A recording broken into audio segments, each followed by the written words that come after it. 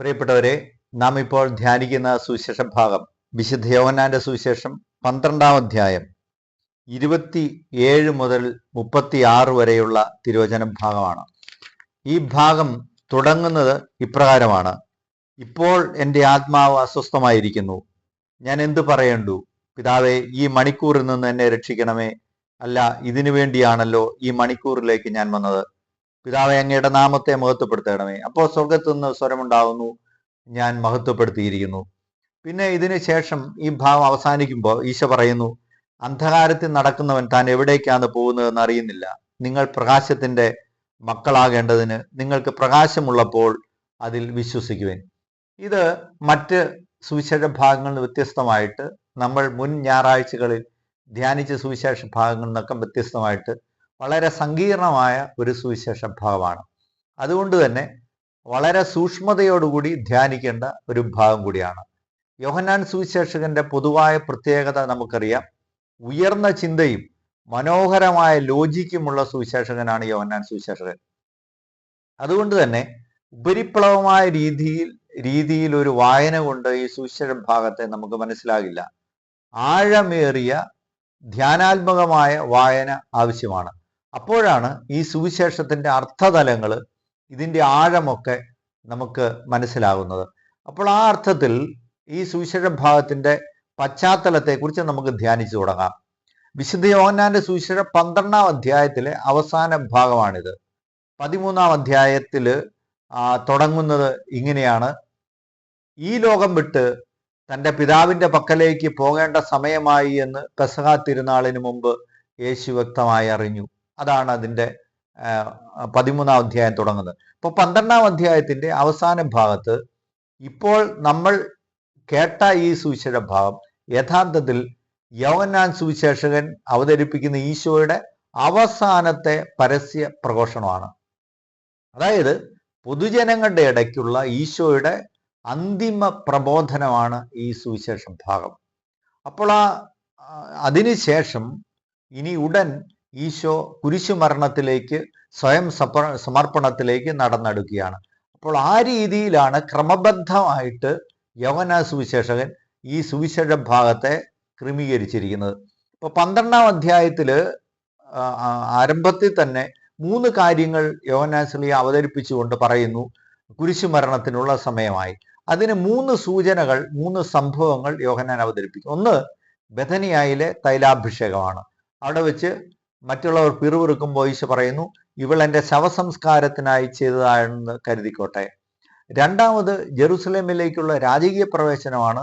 അവിടെ വെച്ച് മറ്റുള്ളവർ ഈശോയെ നോക്കിക്കൊണ്ട് പറയുന്നു, ജനങ്ങളെ നോക്കിക്കൊണ്ട് കണ്ടോ, ലോകം മുഴുവൻ അവൻ്റെ പിന്നാലെ പോയിരിക്കുന്നു. മൂന്നാമത്തത്, ഗ്രീക്കുകാർ ഈശോയെ തേടി വരുന്നതാണ്. അപ്പോൾ ഗ്രീക്കുകാർ ഈശോയെ തേടി വരുന്നതോടുകൂടി ഈശോയുടെ സുവിശേഷ പ്രഘോഷണം തീരുകയാണ്. അവിടെ ഈശോ പറയുന്നു, ഗോതമ്പ് മണി നിലത്ത് വീണ് അഴിയേണ്ട സമയമായിരിക്കുന്നു, അല്ലെങ്കിൽ അഴിയണമെന്ന് ഈശോ പറയുന്നു. അപ്പോൾ അവിടം കൊണ്ട് ഈശോയുടെ പ്രബോധനം തീരുന്നു. ഗ്രീസ് എന്ന് പറയുന്നത് വിജ്ഞാനത്തിന്റെ കേദാരമായ സ്ഥലമാണ്. ആ സ്ഥലത്ത് നിന്ന് ജ്ഞാനികളായ ആളുകൾ തേടിയെത്തുന്നതോടുകൂടി ഈശോയുടെ സുവിശേഷം വിജാതീയരിലേക്കും എത്തി, അതിൻ്റെ പ്രകാശം അവിടെ എത്തി. സുവിശേഷ പ്രഘോഷണം അതിൻ്റെ പരകോടി ക്ലൈമാക്സിൽ എത്തി. യോഹന്നാൻ അതുകൊണ്ട് പരസ്യ പ്രഘോഷണം ഈശോയുടെ ഇവിടെ കൊണ്ട് അവസാനിപ്പിക്കുകയാണ്. പ്രിയപ്പെട്ടവരെ, ഫിലിപ്പോസാണ് ഈ ഗ്രീക്കുകാരെ കൊണ്ടുവരുന്നത്. ഫിലിപ്പ് ഒരു ഗ്രീക്ക് പേരാണ്, അതുകൊണ്ടായിരിക്കാം ഗ്രീക്കുകാർ ഫിലിപ്പോസിനോട് കൂടെ ഈശോയുടെ അടുത്ത് വരുന്നത്. ഇനി രണ്ടാമത്തെ മാനം ഇതാണ്: ഈശോയുടെ ജനനത്തിൽ ജ്ഞാനികൾ തേടിയെത്തിയിരുന്നു.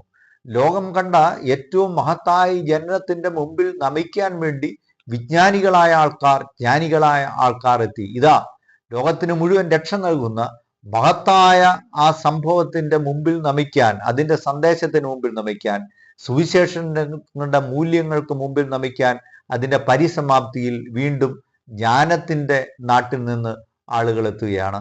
അപ്പോൾ പൗരസ്ത്യദേശത്ത് നിന്ന് ആദ്യം ജ്ഞാനികളെത്തി, ഇതാ ഗ്രീസിൽ നിന്ന് ജ്ഞാനികളെത്തുന്നു ഈ കുരിശുമരണത്തിന്റെ മുമ്പായിട്ട്. അപ്പോൾ ആ തരത്തിൽ അതിന് പ്രതീകാത്മകമായിട്ട് മറ്റർത്ഥങ്ങളും എല്ലാം ഉണ്ട്. അപ്പൊ ഇത്രയും ആയി കഴിഞ്ഞപ്പോൾ യോഹന്നാൻ സുവിശേഷകൻ ഇനി അവതരിപ്പിക്കുന്നത് ഈശോയുടെ ഗെത്സമേൻ അനുഭവമാണ്. കാരണം യോഹന്നാന്റെ സുവിശേഷം 18-ാം അധ്യായത്തിൽ ഗെത്സമേൻ തോട്ടത്തെക്കുറിച്ച് പറയുന്നുണ്ടെങ്കിലും ഈശോയുടെ രക്തം വിയർപ്പായി മാറുന്ന ആ കഠിനമായ മാനസിക വ്യഥയെക്കുറിച്ച് അവിടെ വിവരിക്കുന്നില്ല, ആ പ്രാർത്ഥനയെക്കുറിച്ച് വിവരിക്കുന്നില്ല. അതിന് പകരമാണ് ഇപ്പോൾ ഇതാ ഈ ഗ്രീക്കുകാർ തേടി വരുമ്പോഴത്തേനുമാണ് ഈശോ ഈ പ്രാർത്ഥന നടത്തുന്നത്. പിതാവേ, എൻ്റെ ആത്മാവ് അസ്വസ്ഥമായിരിക്കുന്നു, ഞാൻ എന്തു പറയണ്ടു, പിതാവേ ഈ മണിക്കൂറിൽ നിന്ന് എന്നെ രക്ഷിക്കണമേ.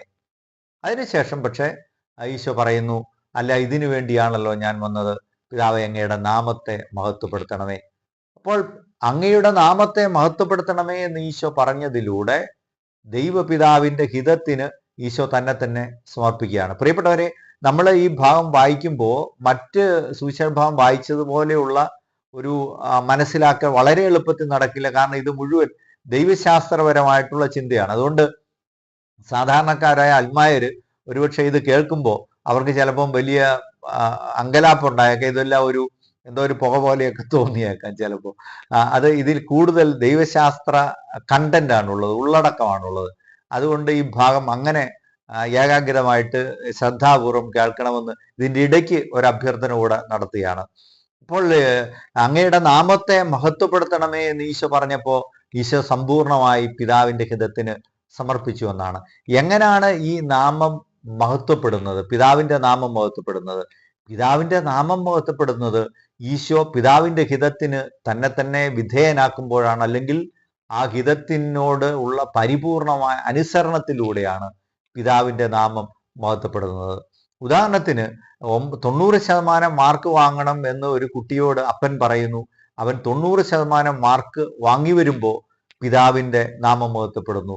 എന്ന പോലെ തന്നെയാണ് അനുസരണത്തിലൂടെയാണ് പിതാവിൻ്റെ നാമം മഹത്വപ്പെടുന്നത്. ഇനി അവിടെ സംഭവിക്കുന്നത് എന്താണ്? ഇതാ ഞാൻ മഹത്വപ്പെടുത്തിയിരിക്കുന്നു എന്ന് പറയുന്നു. ആ സ്വർഗത്തു നിന്ന് ശബ്ദം കേൾക്കുന്നു. ഈ സ്വർഗത്തു നിന്നുള്ള ശബ്ദം യഥാർത്ഥത്തിൽ ഈശോയുടെ ഉദ്ധാനത്തെക്കുറിച്ചുള്ള പരസ്യമായിട്ടുള്ള പ്രഖ്യാപനമാണ്. അതായത് കുരിശുമരണം അവസാനമല്ലെന്നും ഉദ്ധാനമുണ്ടാകുമെന്നുമുള്ള സ്വർഗത്തിൻ്റെ സുനിശ്ചിതമായിട്ടുള്ള പ്രഖ്യാപനമാണ് ഞാൻ മഹത്വപ്പെടുത്തിയിരിക്കുന്നു എന്നുള്ളത്. കുരിശുമരണം യോഹന്നാന്റെ ദൈവശാസ്ത്ര ചിന്തയിൽ മഹത്വത്തിന്റെ മണിക്കൂറാണ്. മറ്റ് ശ്ലീഹന്മാർ ഉയിർപ്പ് മഹത്വത്തിന്റെ മണിക്കൂറായിട്ട് അവതരിപ്പിക്കുമ്പോൾ യോഹന്നാൻ അവതരിപ്പിക്കുന്നത് ഈ കുരിശുമരണം തന്നെ മഹത്വത്തിന്റെ മണിക്കൂറാണ്. ഈ കുരിശുമരണത്തിൽ തന്നെ ഉയിർപ്പുണ്ട്. അതുകൊണ്ടാണ് ഈ ഉയിർപ്പിനെ കുറിച്ചുള്ള പരസ്യമായ പ്രഖ്യാപനമാണ് ഈ ഞാൻ മഹത്വപ്പെടുത്തിയിരിക്കുന്നു എന്ന സ്വർഗത്തു നിന്നുള്ള ശബ്ദത്തിലൂടെ ഉണ്ടാകുന്നത്. അതായത് അന്ധകാരത്തിന്റെ മണിക്കൂറുകൾ കീഴടക്കപ്പെട്ടിരിക്കുന്നു, പ്രകാശം എന്നേക്കുമായി വിജയിച്ചു നിൽക്കും എന്നുള്ളതാണ്. ഈശോയുടെ നാമം എന്നും മഹത്വപ്പെട്ടു നിൽക്കും എന്നുള്ളതാണ്. സ്വർഗത്തിന്റെ നാമം, പിതാവായ ദൈവത്തിന്റെ നാമം ലോകാവസാനം വരെ മഹത്വപ്പെട്ടു നിൽക്കും ഈ കുരിശുമരണത്തിലൂടെ എന്നാണ് ഈ ശബ്ദത്തിന്റെ അർത്ഥം എന്ന് പറയുന്നത്. അതുകൊണ്ടാണ് ഈശോ പറയുന്നത്, ഈ ശബ്ദം എനിക്ക് വേണ്ടിയല്ല, നിങ്ങൾക്ക് വേണ്ടിയാണ്. ഈശോയ്ക്ക് താൻ ഉയർക്കുമെന്നും എല്ലാമുള്ള ഈശോയുടെ ആ പരമമായ ബോധ്യം ഈശോയ്ക്കുണ്ട്. പക്ഷെ ഈ ജനക്കൂട്ടത്തിനില്ല. അതുകൊണ്ടാണ് പറയുന്നത് നിങ്ങൾക്ക് വേണ്ടിയാണ് ഈ ശബ്ദമുണ്ടായത്. അതിനുശേഷം ഈശോ പറയുന്നു, ഇപ്പോഴാണ് ഈ ലോകത്തിന്റെ ന്യായവിധി, ഇപ്പോൾ ഈ ലോകത്തിന്റെ അധികാരി പുറന്തള്ളപ്പെടും. ഇപ്പോഴാണ് ഈ ലോകത്തിന്റെ ന്യായവിധി എന്ന് ഈശോ പറയുന്നത് അത് കുരിശുമരണത്തിന്റെ അവസരമാണ്. അപ്പോൾ ഈ ലോകത്തിന്റെ അധികാരി പുറന്തള്ളപ്പെടും. കുരിശ് വിധിയുടെ അടയാളമായിട്ട് മാറുകയാണ്. എന്താണ് യഥാർത്ഥത്തിൽ വിധി എന്ന് പറയുന്നത്? വിധി നന്മയും തിന്മയും തമ്മിലുള്ള വേർതിരിക്കലാണ് വിധി എന്ന് പറയുന്നത്. അപ്പോൾ കുരിശ് അതിൽ നിർണായകമായ ഒരു കാര്യമായിട്ട് മാറുകയാണ്. അതുകൊണ്ടാണ് അന്ത്യവിധിയിൽ ഈശോ പറയുന്നത് മനുഷ്യപുത്രൻ കുരിശടയാളത്തോടുകൂടെ വാനമേഘങ്ങളിൽ വരും. കുരിശിനെ സാക്ഷി നിർത്തിക്കൊണ്ടാണ് ഈ വിധി നടക്കുന്നത്. അപ്പോൾ നന്മയുടെ പക്ഷത്താണോ എന്ന് തീരുമാനിക്കുന്നത് എങ്ങനെയാണ്? ആരാണ് മിശിഹായുടെ പക്ഷത്തുള്ളത്, ആരാണ് കുരിശിന്റെ പക്ഷത്തുള്ളത്? കുരിശ് നിസ്വാർത്ഥതയുടെ, കുരിശ് ത്യാഗത്തിന്റെ എല്ലാം പ്രതീകമാണ്. അപ്പൊ നിസ്വാർത്ഥതയുടെയും ത്യാഗത്തിന്റെയും ഒക്കെ വഴിയിൽ നടന്നവരാരൊക്കെയാണ്? അതാണ് നന്മയുടെ പക്ഷം. തിന്മയുടെ പക്ഷം സ്വാർത്ഥതയുടെ, അഹങ്കാരത്തിന്റെ, കോപത്തിന്റെ, ദുഷ്ടതയുടെ ഒക്കെ പക്ഷമാണ്.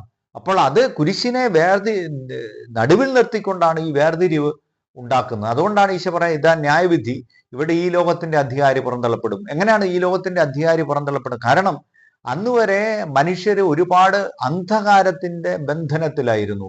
മറ്റുള്ളവരെ, ശത്രുവിനെ ഹിംസിക്കുന്നത് ശ്രേഷ്ഠമായ കാര്യമായി തന്നെ ചിലരൊക്കെ കരുതിയിരുന്നു. അഹങ്കാരം, അതുപോലെ ശത്രുത, സ്വാർത്ഥപരമായ കാര്യങ്ങൾ, കോപം, വൈരാഗ്യം, അതൊക്കെ ന്യായീകരിക്കപ്പെട്ടിരുന്നു. കുരിശിന്റെ മുമ്പിൽ അതിന് ഒന്നിനും ന്യായീകരണമില്ല. അതെല്ലാം പുറന്തള്ളപ്പെടുന്നു. അതാണ് ഈ ലോകത്തിന്റെ അധികാരി ഈ കാര്യങ്ങളെല്ലാം കുരിശിന്റെ മുമ്പിൽ വരുമ്പോൾ പുറന്തള്ളപ്പെടുന്നു. അതെല്ലാം തിന്മയുടെ രീതിയിലേക്ക് മാറുന്നു. അപ്പോ അന്ധകാരത്തിന്റെ ചെയ്തികളെല്ലാം എന്നേക്കുമായി കുരിശിന്റെ മുമ്പിൽ നിൽക്കുന്നവന്റെ മുമ്പിൽ അന്ധകാരത്തിന്റെ ചെയ്തികളെല്ലാം അകറ്റപ്പെടുന്നു. അപ്പോ സാത്താൻ ദുർബലനാവുന്നു.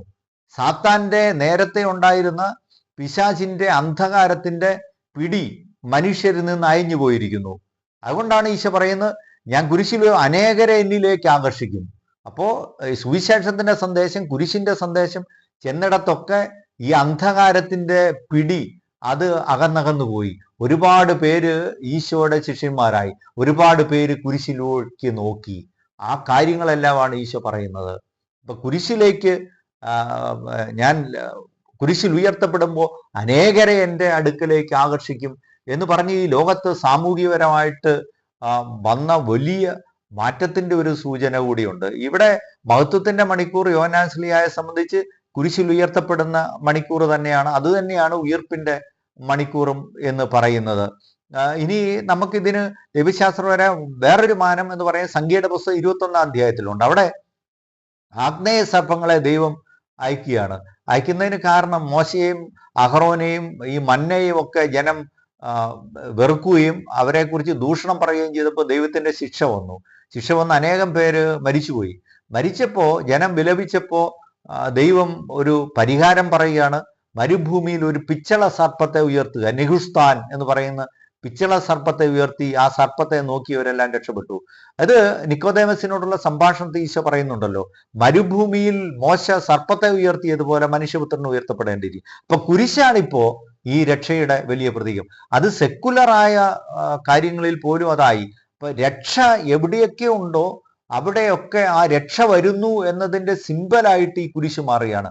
അതുകൊണ്ടാണ് നമ്മൾ ഈ സൈനികരുടെ രക്ഷാവാഹനങ്ങളിൽ, ആംബുലൻസുകളിൽ, മെഡിക്കൽ ഷോപ്പുകളിൽ, ആശുപത്രികളിൽ, ഡോക്ടർമാരുടെ സിമ്പലിൽ ഒക്കെ ഈ കുരിശടയാളം നമ്മൾ കാണുന്നത്.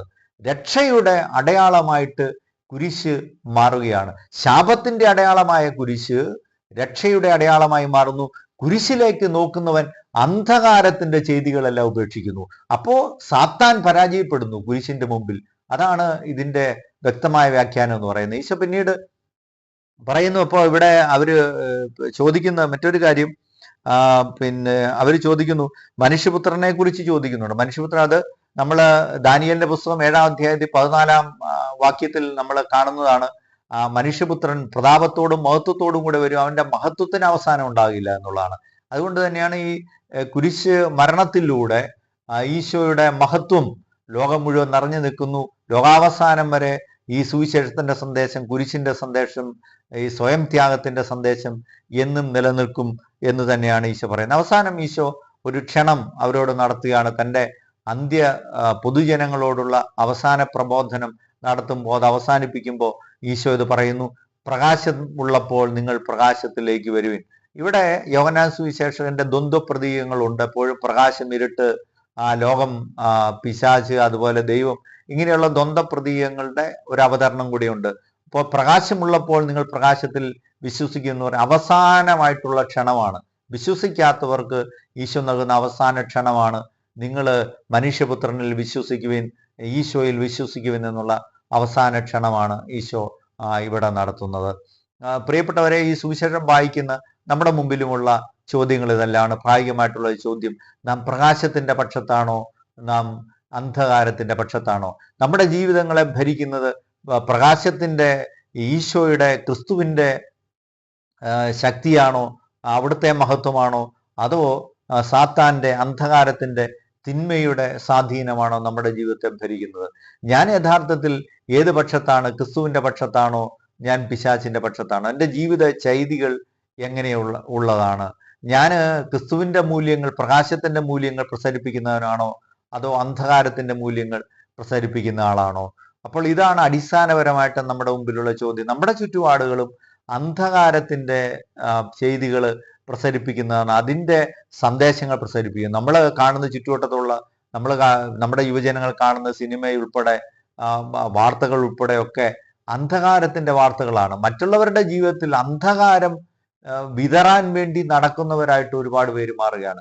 മറ്റുള്ളവരുടെ ജീവിതത്തിൽ പ്രകാശത്തിന്റെ സ്ഫുരണങ്ങൾ നൽകുന്നതിന് പകരം അന്ധകാരം പടർത്താൻ വേണ്ടി നടക്കുന്നവരായിട്ട് മനുഷ്യർ മാറുകയാണ്. കഴിഞ്ഞ ദിവസം നമ്മൾ കണ്ടു, ഒരു വില്ലേജ് ഓഫീസിൽ അതിൻ്റെ കരത്തിന്റെ പണം വാങ്ങിക്കാതെ ആ ഭൂമി വലിയ പ്രശ്നത്തിലാണെന്ന് പറഞ്ഞ് കൈക്കൂലി കൊടുക്കാതിരുന്നതിന്റെ പേരിൽ ഒരു മനുഷ്യനെ പീഡിപ്പിച്ച അവസാനം ആ മനുഷ്യൻ വീടിന്റെ ഉമ്മറപ്പടിയിൽ അതിന്റെ മുകളിൽ കഴുക്കോലി തൂങ്ങി മരിക്കുന്നത് നമ്മൾ കാണുന്നു. വേറൊരു വിദ്യാർത്ഥിനി പ്രകാശം ജീവിതത്തിൽ പാർത്തേണ്ട അധ്യാപകനെതിരെ അധ്യാപകൻ പീഡിപ്പിച്ചു എന്ന് പറഞ്ഞ് നാട് വിട്ടു പോകുന്നത് നമ്മൾ പത്രങ്ങളിൽ നിന്ന് വായിച്ചു.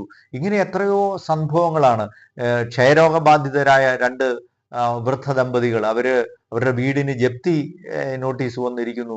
യാതൊരു കരുണയുമില്ലാതെ അവരുടെ ജീവിതത്തിലേക്ക് അന്ധകാരം വാരി വിതറിയിട്ട് ആ ബാങ്കുകാർ അവരെ വലിച്ചിഴച്ച് പുറത്തു കൊണ്ടുപോയിട്ട് വീട് ജപ്തി ചെയ്തു പോയ സംഭവങ്ങൾ, വളരെ പ്രമാദമായ സംഭവങ്ങൾ. ഇങ്ങനെ ചുറ്റുപാടുകളിൽ മുഴുവൻ നമ്മൾ കാണുന്നത് മിശിഹായുടെ സുവിശേഷത്തിന്റെ മൂല്യങ്ങൾക്ക് എതിരായിട്ടുള്ള കാര്യങ്ങൾ കൂടുതലായിട്ട് നമ്മുടെ ചുറ്റുവട്ടത്തിൽ വരുന്നതാണ്. ഒരു സംഭവം കൂടെ ഞാൻ പറഞ്ഞ് അവസാനിപ്പിക്കുക. ഞാനൊരു ദിവസം എൻ്റെ മുമ്പിൽ കണ്ട ഒരു കാഴ്ചയാണ്. ഇങ്ങനെ വിവാഹ കോടതിയുടെ മുമ്പിൽ നിന്ന് അവിടെ വാദങ്ങളൊക്കെ പറഞ്ഞ് വിവാഹം വേർതിരിക്കാൻ വേണ്ടി വന്നിരിക്കുകയാണ് കുറെ പേര്. അതിട്ട് പുറത്തു പോകുന്ന സമയത്ത് ഒരു പെൺകുട്ടി അമ്മായിയമ്മയുടെ കാലിൽ കെട്ടിപ്പിടിച്ച് നിലത്ത് വീണ് കിടന്ന് കരയുന്നത് എൻ്റെ കണ്ണുകൊണ്ട് ഞാൻ കണ്ടതാണ്. എൻ്റെ അമ്മയെ എന്നെ പറഞ്ഞു വിടരുത് എന്ന് പറഞ്ഞു. അപ്പോൾ ഹൃദയത്തിൽ നമുക്ക് മിണ്ടാൻ മേലാത്ത രീതിയിൽ മനസ്സിൽ അപാരമായ വേദനയുണ്ടായ ഒരു സംഭവമാണ് പറഞ്ഞു വിടരുത് എന്ന് പറഞ്ഞു. അപ്പോൾ അമ്മായിയമ്മയുടെ വാശിയിൽ ഒരു ഭർത്താവിന് യാതൊരു നിലപാടുമില്ലാത്ത ഭർത്താവ് ഈ ഭാര്യയെ പറഞ്ഞു വിടാൻ, അപ്പോൾ അപ്പുറത്ത് മാറി നിന്ന് ഈ പെൺകൊച്ചിന്റെ അപ്പൻ കരഞ്ഞുകൊണ്ട് ഇങ്ങനെ പറയുന്നത് ഞാൻ കേട്ടതാണ്.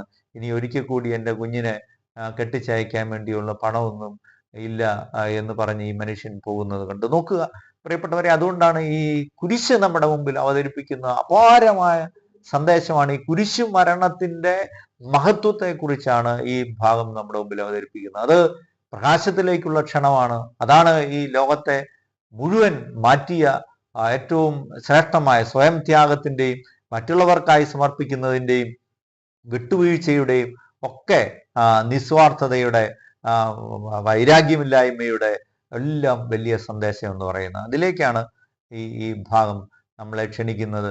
അതിന്റെ മഹത്വമാണ് യോഹന്നാൻ ശ്ലീഹ കുരിശിലുയർത്തപ്പെടുന്ന മണിക്കൂറായിട്ട് നമ്മുടെ മുമ്പിൽ അവതരിപ്പിക്കുന്നത്. Subscribe now and press the bell icon. Never miss an update.